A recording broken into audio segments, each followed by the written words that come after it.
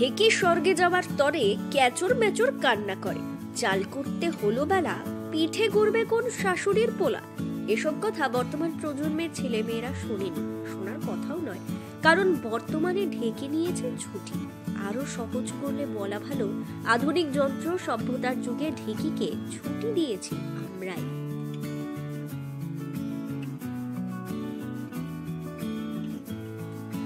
কিন্তু পিঠে পুলির উৎসব মানে নতুন করে খোঁজ পড়ে ঢেকির। কাঠের তৈরি দানবাকৃতি এই যন্ত্রের তৈরি চালের গুঁড়ো ছাড়া ভোজন রসিক বাঙালির পিঠের স্বাদ পূরণ হয় না যে। বর্তমান সময়ে অবাঙ্তেয় ঢেকির খোঁজে বেরিয়ে আমরা পৌঁছে গেছিলাম শহর থেকে অনেক দূরে বাঁকুড়ার ইন্দাসের গোবিন্দপুর গ্রামে।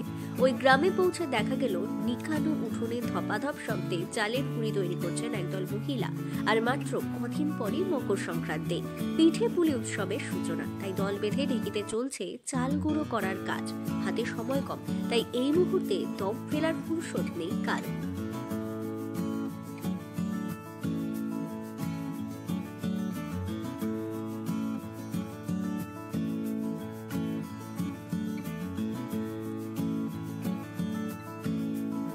ঢেকিতে চাল গুঁড়ো করার ফাঁকে রাখি বাগদি ভারতী বাগদিরা বলেন, ঢেকিতে তৈরির চাল গুঁড়ির পিঠেতে যে স্বাদ হয় মেশিনে গুঁড়ো করলে তা হয় না। তাই পরিশ্রম আর সময় বেশি লাগলেও এখনো পিঠে তৈরির চাল গুঁড়ো তৈরির ক্ষেত্রে ঢেকির উপরই আস্থা তারা রেখেছেন বলে জানান।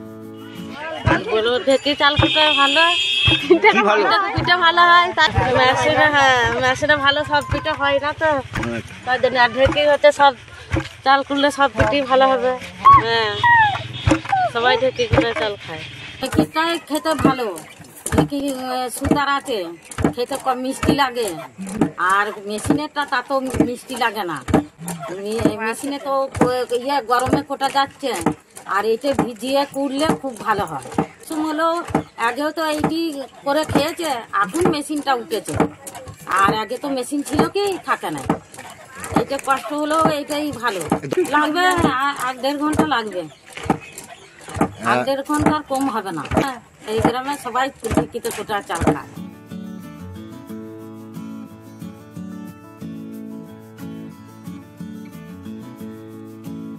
ব্যুরো রিপোর্ট, দক্ষিণ বাঁকুড়া দর্পণ, ইন্দাস।